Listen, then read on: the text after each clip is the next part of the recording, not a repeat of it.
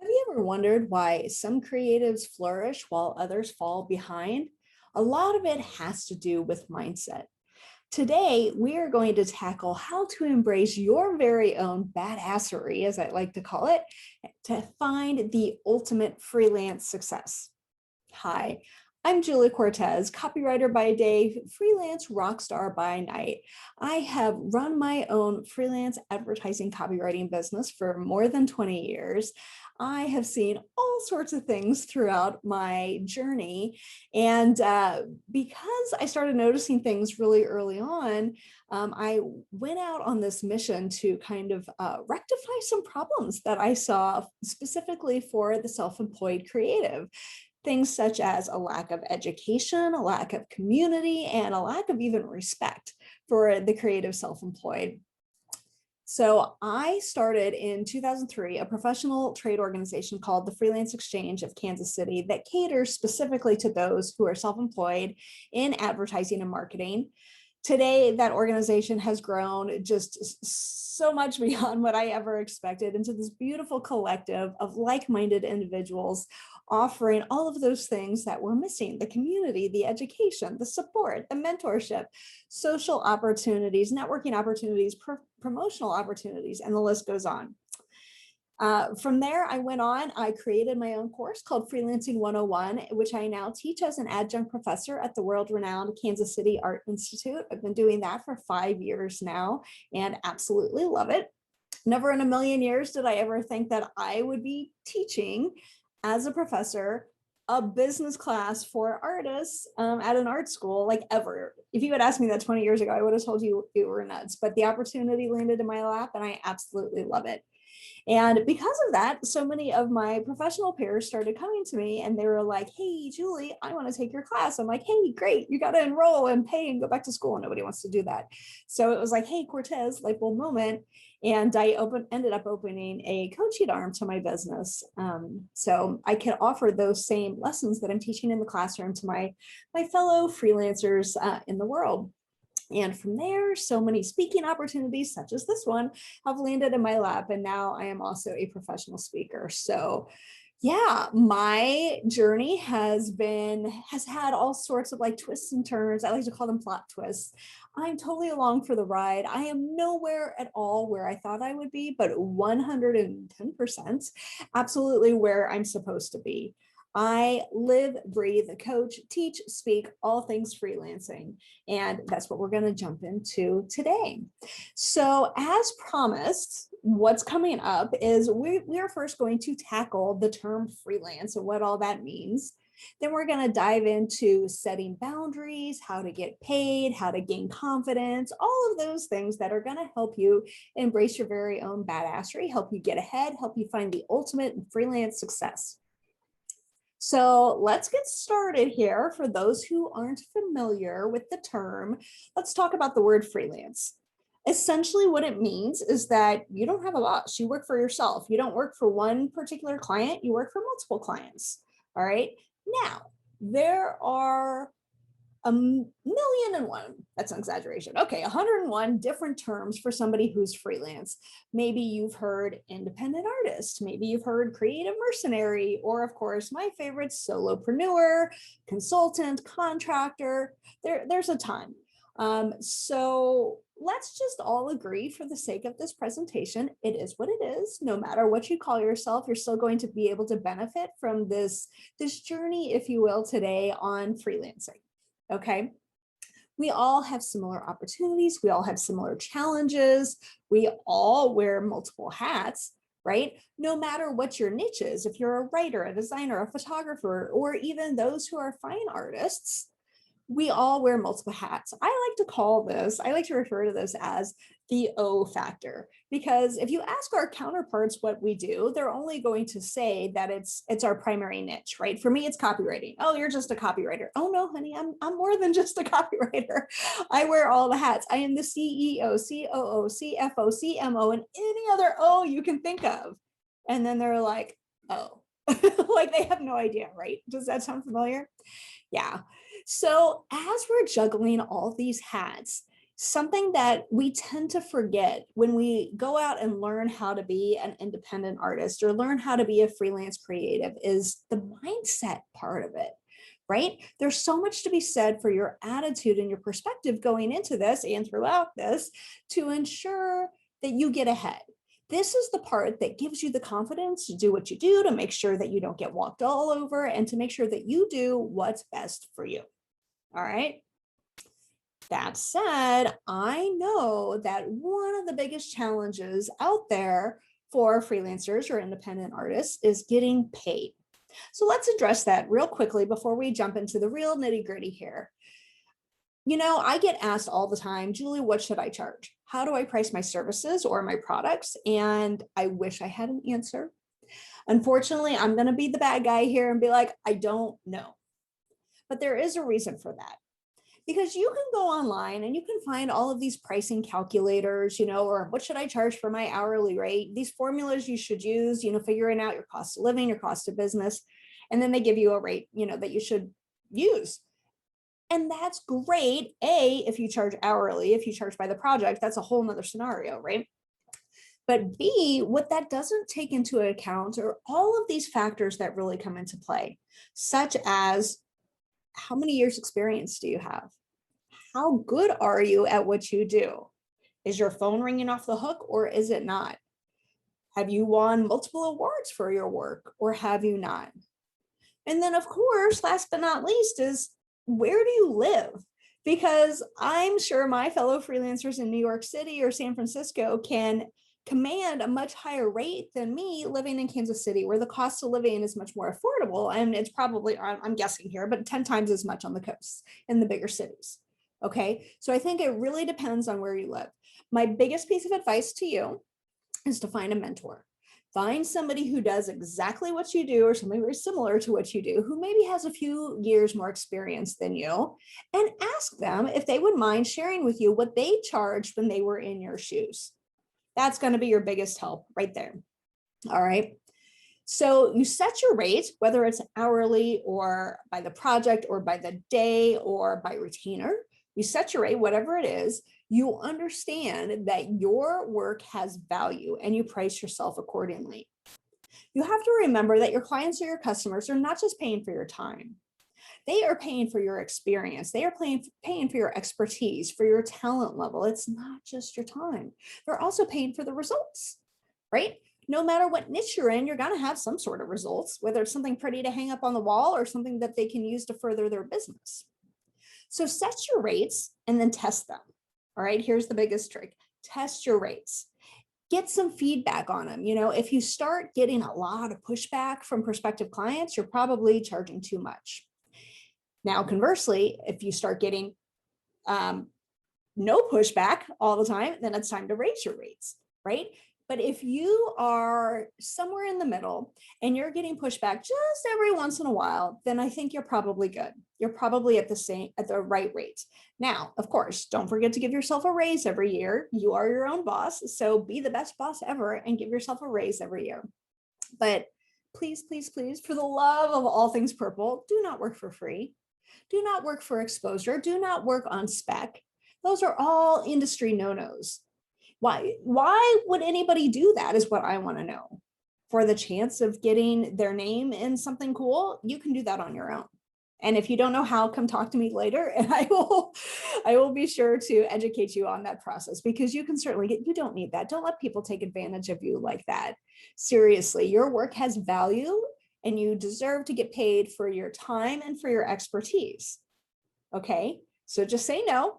Everybody say it with me, just say no. Be sure to charge what you're worth and get the respect that you deserve. These people aren't asking their attorneys or their accountants to do work for free. Why do they do that to artists? We work hard too. We went to school too, or did something to study our craft, to further our craft, right? All right, be sure to charge what you're worth and get the respect you deserve. All right, now to jump into this and get into it a little bit further, I want to explain to you a very simple 3-step program that I like to use in educating my fellow freelancers. And in this is how you're going to learn how to embrace your own badassery, right? Number one, you are going to train yourself. because you can't train anybody else until you yourself are trained, right? Number two, you're going to train your clients. Very important. Always train your clients. And then number three, something that everybody always forgets, unfortunately, is to train your family and friends, because they can certainly hinder your chances of success. We'll get to that in a little bit. So we are going to get started. And we have to remember that we want to treat your business like a business, not like a hobby. Okay. To do that, you have to be in the right mindset. So you start by, number one, training yourself. All right. How do you do this? Well, I don't know about you, but when I went to school, I studied my craft. I studied how to be a copywriter in advertising. I did not take business classes. They weren't required, nor did I ever think that I would need them. And then lo and behold, boom, I'm out on my own. And probably many of you are listening in as well, whether by choice or by default. And you may know your craft very well. You may be very good at what you do, but if you don't know how to run a business, you are not going to get ahead. So step one, underneath train yourself, is to get educated. You don't know what you don't know. I get it. Go learn it. Go figure out what it is you don't know. Read books, read blogs, get a coach, do whatever you need to do to learn standard business practices, to learn industry standards, to learn legal issues, tax issues, all of these things that make up the nitty-gritty of your business. I understand some of this stuff is very scary. I sit here and I think numbers, taxes, ooh, like math just gives me the heebie-jeebies. And I know many creatives can relate. Outsource that stuff. Really, like find somebody who can help you and just kind of outsource. Be like, hey, you take care of this for me. All right. Get educated, get yourself set up, surround yourself with smart people so you can focus on what you do best so you can get ahead. All right. Second point underneath training yourself is, you ready? Da, da, da, to establish business policies. But don't just establish them, you have to stick to them. What am I talking about here? I am talking about simple things like setting office hours for yourself. All right. I don't care what they are. Is it 8 to 5, 9 to 6, noon to 6? Maybe you work evenings, weekends. I don't care what they are. Just set office hours for yourself and then stick to them, right? Make sure you are working either on your business or in your business during those hours. What do I mean by that? Working on your business is doing all the things that don't necessarily pay the bills, all your administrative tasks, your organizing, your self-promotion, getting ready for taxes, right? Any of that stuff is working on your business, even continuing education, working on your business. Working in your business is doing the tasks that actually get you paid, the things that you can bill for, the things that you'll collect money for, okay? Set office hours for yourself. Also, ensure that you are using some sort of agreement, some sort of contract, if this applies to what you do. Do you provide a service? Are you doing, are you putting together some sort of product? You know, if this applies to what you do in your business, it is the best piece of advice I have ever gotten is to have a contract. Why? Because it sets expectations up front, right? It gets everything in writing, so there's no surprises down the road. The client understands when things are due, what's going to happen here, how they're going to pay, when they're going to pay, all of those things. Oh, and what happens if they don't pay? We'll get into that later too. But a contract is super essential. You might even tone it down, call it a working agreement, but it is what it is. And your attorney would probably very much agree with me here in saying, yes, you ought to have a contract. Make sure you have in there certain things like payment terms, when your invoices are due, any extra fees that you might charge, whether it's and we'll get into those a little bit more, but later, late fee, rush fee, pain in the ass fee, and also what would happen if they don't pay their bills, right? Very, very important. Non-payment is what we call that. And then you want to move on, and once you've set your office hours, once you've established these business policies, then you want to be proactive in all of these things. Like set your policies and then put them in writing somewhere. Maybe you create some sort of working with me document and you send it along with your contract.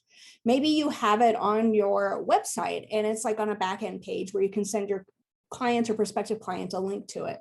Like include your policies, maybe even in a conversation, whether it's through email or a Zoom call or a phone call, or maybe we'll get back to being in person here soon, right? Make sure you communicate those policies. And then plan in advance how you will handle certain situations, because unfortunately, people like to take advantage of the self-employed. I don't think they set out to do it, but I think they just have this perception in their head that they can. Like, oh, you don't know what you're doing. You don't know your legal rights, and what are you going to do? Follow up with an attorney and come after me? Yes, I am actually. So plan in advance what you're going to do. If a client is late in paying, if a client doesn't pay, if a client does whatever it is that pushes your boundaries, okay? Over communicate if you have to. Like if a client wants to call you after hours and expects you to answer the phone, or expects you to return their phone call on an evening, a weekend, or a holiday, right? Over communicate how you will deal with those things. Okay, set those policies in place. Once you've got yourself trained, awesome, right? Then you'll be able to move on and train your clients. When you act like a business, you'll get treated like a business in return. So the first point underneath train your clients is, hey, remember those office hours that you just set? Communicate those to your client. Tell them when they can contact you, when they can expect a response from you, when they can expect you to be working and not working. So that way you'll know and they'll know that if they ask for your attention, if they demand you to be working off hours or after hours, that they hopefully will know that they are imposing. And therefore you can follow through and charge things like a rush fee. All right. So speaking of, we want to talk payment terms. We want to communicate about fees. You want to tell your client and train your client when payment is due. Now, this may depend on your industry. This may depend on what it is that you do, but the standard payment policy is a 30-day turnaround from when they receive your invoice.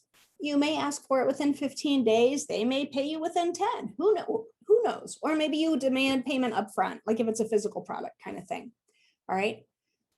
That's totally going to vary. So figure out what the standard policy is for what it is that you do, and then set those payment terms. You are the business owner. You get to dictate when your payment terms are. The client doesn't. So don't let them try and do that, because they will. Not everybody, but some of them will do that.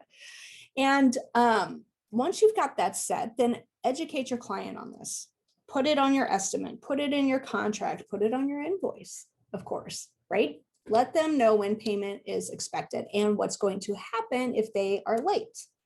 Again, standard policy. This is for US folks, by the way, if you're tuning in from overseas. So check with your local government, check with a local attorney, and find out what you are entitled to charge, because here in the US, you are only allowed to charge a 1.5% late fee. I know, it's so much, right? Every 30 days, you could charge 1.5%. It's really not the amount. It's just the principle. Like, come on, don't be mean. Don't be rude. Pay your invoices on time, right? I love it when clients come back to me and they're like, well, we don't like your late fee. And I'm like, okay, easy enough. Don't be late, right? And they'll decide whether or not they want to pay it. And then you decide whether or not you want to work with them again. It's that simple. That's how you be badass, right? Okay, you are entitled to charge those late fees, just like you are entitled to charge rush fees. What are rush fees? So an artist or a creative may decide to charge a rush fee if a client comes to them and asks for them to work during those imposing hours, right? For me, I have a policy that stipulates anything that a client wants me to drop what I'm doing and cater to them, move them up in my queue. And my policy is anything for same day, overnight, over a weekend, or over a holiday. I can charge time and a half if I'm billing hourly. I can charge double the project estimate if I'm billing by the project. Okay, you too can charge a rush fee, and you ought to if somebody wants to impose on you. Now, if it's an emergency, if it's something that was your fault, totally different story, right? The emergency, though, be careful with that one, because there's always that client who comes to you at the last minute and they're like, oh, mate, especially the new clients, oh, drop what you're doing and do this for us, but no, we're not going to pay extra. And of course, I'm like, what's that old adage? A lack of preparation on your behalf does not constitute an emergency on mine. Yeah, that one. Okay. So just remember all of these things when you're putting your policies in place. Embrace your badassery. Remember to be bold about things. Remember to be upfront. Remember to be proactive so there are no surprises down the road. You can also charge cancellation fees or kill fees should the project get killed and it was because of nothing you did. So we do all of this. We charge all of these different fees, but we have to have these policies in place ahead of time. So be forewarned that you'll want to tell your client ahead of time, or if and when the subject may arise, right? Be very forthcoming with all of this information. Also let them know what will happen if and when they don't pay you. And you can easily put this in your contract or your working agreement when you give it to them up front, such as, tell them, hey, if you don't pay like you are required to, then I'm going to turn this over to collections, or I'm going to follow up with an attorney, or we're going to go to court or small claims court, or whatever the case may be. And oh, by the way, you're going to pay attorney's fees if we should have to do that, and court costs as well. So, unfortunately, being in the artistic or creative industry, some people seem to think that if they don't end up accepting our work, then they don't have to pay for it. But as we all know, art and creativity is very subjective. Just as if you were to go to an art fair, let's say, and walk down the aisles, you don't necessarily go into every booth or every tent because not everything is going to catch your eye. And it's the same thing for those of us on the service end as well, right? You're not going to like every writer's work or every photographer's work, every designer's work or illustrator's work, what have you, right? It is what it is. And that's okay. So that's why we go and find the people who like our work and love our work. And those are the people we work with. However, if a client should choose not to accept our work, it's not our problem. Okay, they still pay for our time, our effort, our expertise, and the value that we bring to them. All right, they don't get an out. And make that very clear in this agreement that you put together. And you can say it as simple as, client agrees to pay for your time. Client agrees to pay, period. I like to equate it to, let's say you go to a new hairstylist, right? And your friend referred them to you. You go in and you just cannot stand what they're doing. And so you ask them to make a few fixes and they try to make you happy, but at the end of the day, you're just not. And so you think to yourself, all right, I'm never coming back here. I'm certainly not referring them to anybody else. But before you leave, you still pay your bill. It's the same concept. Whether you are a service provider or a product provider, you still deserve to get paid. Okay, so make sure that you do. And an easy way to do that is by putting that in your contract. Set these boundaries with your clients up front. Share them if and when necessary, even if it's something as, hey, I want to keep all communications to a minimum, and let's do that through email so we have a written chain of thought that will be easy for us to refer back to in the future. That means no texting, no messages through social media, et cetera, et cetera. Whatever your policy is, make sure that you communicate that with them and set those boundaries up front. Maybe it's a matter of how many revisions that you're going to allow. Put this on your estimate, put this in your contract. I will allow up to 2 rounds of revisions. Anything above that is going to be charged at this hourly rate, whatever that may be. And we're going to go from there, right? Because how many times is a client going to try and change the project and then you have to start all over and whatever? It's just scope creep, right? And you don't want to do that. So you have to train yourself first to get comfortable with saying no, and then actually implement that and train your clients by telling them no. It's okay to say no. It's okay to have these boundaries. It's okay to walk away if the situation deserves it. People, unfortunately, will walk all over you if you let them. So don't let them, right? If a situation feels wrong, trust your gut, trust your instincts. If it feels wrong, it probably is. So that's why you have these preventative measures in place. You are proactive. You have a game plan in place so you know what to do if and when such an event should arise. And then you feel comfortable totally walking away if necessary. Okay, so you've trained yourself, you've trained your family and friends, or excuse me, you've trained your clients. Last but not least is you have to train your family and friends. And don't forget this, it's so freaking important, so important. So again, I feel like a broken record. Remember those office hours that I had you set before and then I had you communicate with your clients? Guess what? You want to now share those with your family and friends as well. Tell them when you'll be working. Ask them to leave you alone when you're working. Put a sign on the door, close your door, whatever the case may be. Ask your spouse or your partner or your roommate or what have you that to not expect certain things to get done during business hours, like chores or errands or laundry or whatever, cooking dinner. Like those will be done at a later time. But right now you need to be focusing on your business. Remember, you're going to either be working on your business or in your business. There is always something to be done during those office hours, whether you have paid work coming in the door or not. There's always something that you can do to better improve your business so you can get paid later on down the road, right? So this also goes for any sorts of social activities. Like I used to have a friend who would text me and be like, oh, Julie, it's so nice out. Let's just drop what we're doing because we're freelancers, right? And let's go have drinks on a patio somewhere. It's so beautiful out. Well, yes, it is beautiful. And yes, that sounds amazing. And yes, I may do that every once in a while, but I cannot get in the habit of doing it all the time because I need that time to focus on my business. And he just didn't understand that. And so I had to train them. Hey, I would love to join you, but let's do it after 5 o'clock. All right. He finally got the hint that I'm not going to do that. Like I'm my own boss. My boss is insert whatever 5-letter word you want to put there. But I have to work on my business. That's the only way I'm going to get ahead. And this drinking with you, all the time, not all the time, but you know what I mean, regularly is becoming a bad habit that I don't want to see go forward because I want to focus on my business and not focus on happy hour all the time.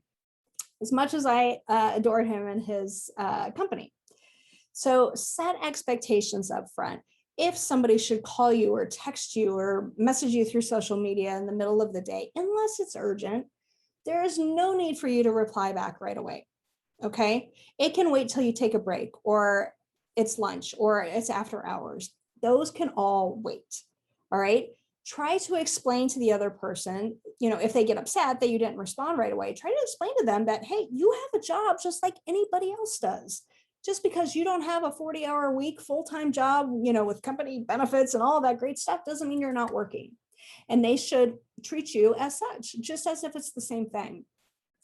My mom, bless her heart, love her to death, but she just likes to call and chit chat in the middle of the day. And she goes on and on and on about nothing. And it can go for 45 minutes, an hour, what have you. And so it's really difficult for me to answer the phone in the middle of the day.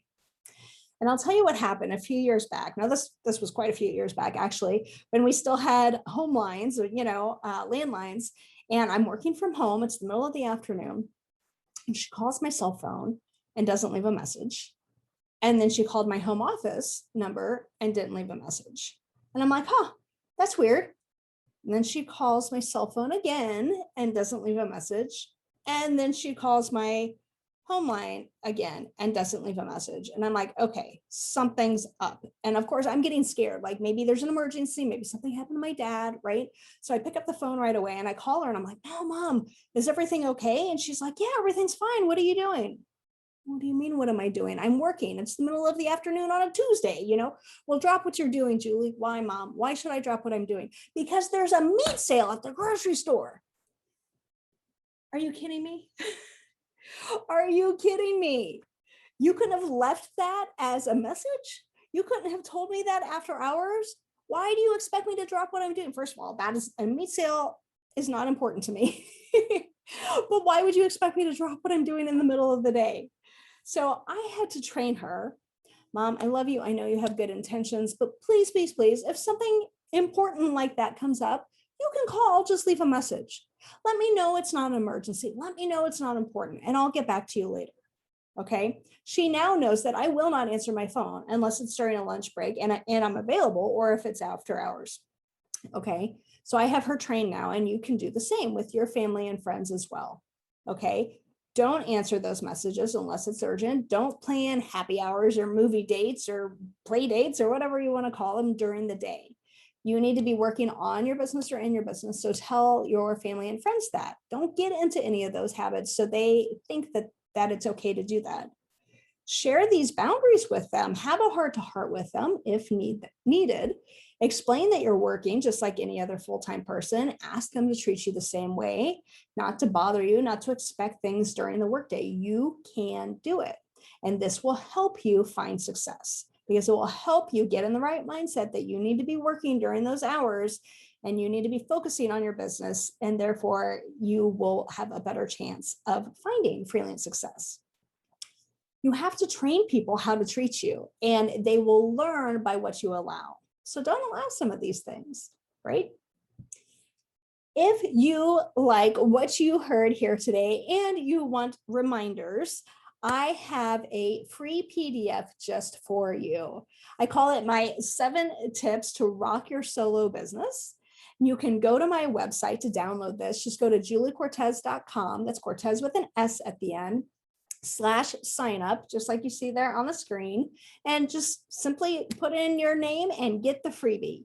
And you can print it out, put it up in front of you so you have these reminders to remind you to be badass every single day of your working life. So going forward, in summary, I want to impress upon you that I really want you to take these tips and I want you to be bold about them. I want you to educate yourself. I want you to establish these business policies. Be bold in treating your business like a business, not like a hobby. All right. I want you also to be brave, to share these boundaries with others, share these expectations with your clients, with your loved ones, what have you, and then stick to them, right? Stick to them. Remember, you cannot train anyone else until you yourself are trained first. And you have to abide by the rules. If they know that they can sneak something past you, they're going to try. So be brave and uphold those policies. And last but not least, I want you to be badass. I want you to get into the right mindset and stay there. Know what these common business practices are, the industry standards, the legal rights. Use these tips as well that I shared with you today to get ahead, to be badass, and to find the ultimate freelance success. Thank you so much for tuning in today. It was such a joy to share this with you at the Entrepreneur Summit. If you would like to stay in contact, please let me know. Here's my website address, juliecortez.com. Again, Cortez with an S at the end, as in Sam. And feel free to follow me on social media. I'm always putting out free tidbits on freelancing on all the platforms at KC Copy Diva. Thanks so much. Until next time, remember to always, always be badass.